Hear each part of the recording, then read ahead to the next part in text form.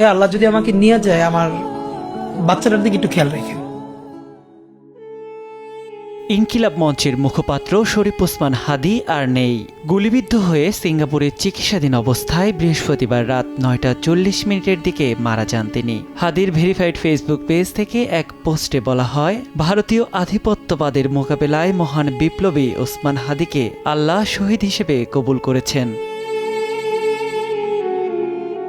হাদির মৃত্যুর খবরে তোলপাড় সোশ্যাল মিডিয়া, নড়ে উঠেছে গোটা দেশ, নেমেছে শোকের ছায়া। সামাজিক মাধ্যমে রাজনৈতিক সাংস্কৃতিক অঙ্গন সহ দেশের বিভিন্ন স্তরের মানুষ গভীর শোক প্রকাশ করেছেন। বিশেষত তারুণ্য ও বিপ্লবীদের মাঝে নেমে এসেছে গভীর শোকের ছায়া। সংস্কৃতি বিষয়ক উপদেষ্টা ও নির্মাতা মোস্তফা সরোয়ার ফারুকী লিখেছেন, আমাদের ভাই হাদি রওনা দিয়েছেন অনন্তের পথে। আবরার, আবু সাইদের মতো হাদি না থেকেও আরও বেশি করে থাকবেন বাংলাদেশের বুকে।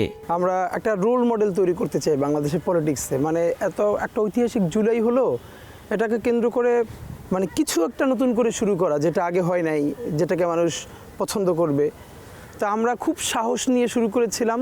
ভীষণ মানে নিঃসঙ্গ লড়াই ছিল, কিন্তু আলহামদুলিল্লাহ এই নিঃসঙ্গ লড়াইটা এখন এত আল্লাহর সাথে মানুষ জোগাড় করে দিয়েছেন। অন্তর্বর্তী সরকারের সাবেক উপদেষ্টা মাহফুজ আলম লিখেছেন, শহীদ ওসমান হাদি জিন্দাবাদ। আমাদেরও যেন শহীদী মৃত্যু হয়, আমৃত্যু যেন আমরা জুলাইয়ের পক্ষে লড়াই চালিয়ে যেতে যেতে শহীদ হই।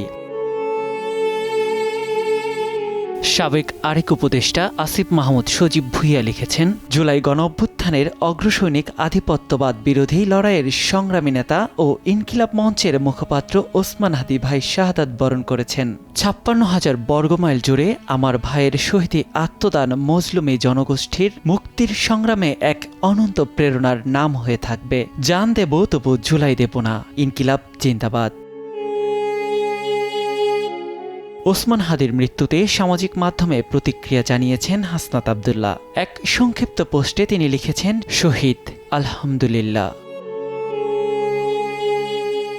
শোবিজ তারকাদের অনেকেই তৎক্ষণাৎ প্রতিক্রিয়া জানিয়েছেন। নির্মাতা মাবরুর রশিদ বান্না লিখেছেন, আমার ভাই মহান বিপ্লবী ওসমান হাদি শাহাদাত বরণ করেছেন। এই পোস্টের কিছুক্ষণ পরই ফেসবুক লাইভে আবেগাপ্লুত হয়ে পড়েন এই নির্মাতা। ছোট পর্দার অভিনেত্রী রুকায়া জাহান চমক লিখেছেন, শরীফ ওসমান হাদি নামটি মনে রেখো। এছাড়াও শ্রাবন্তী, শবনম ফারিয়া সহ শোবিজের অনেক তারকাই হাদির মৃত্যুতে শোক প্রকাশ করেছেন।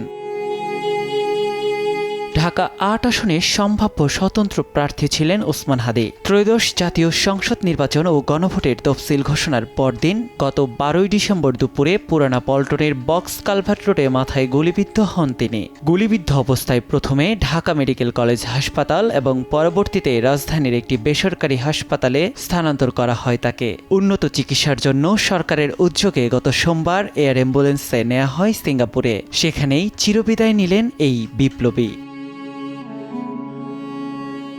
নিয়াজ শুভ, সময় সংবাদ, ঢাকা।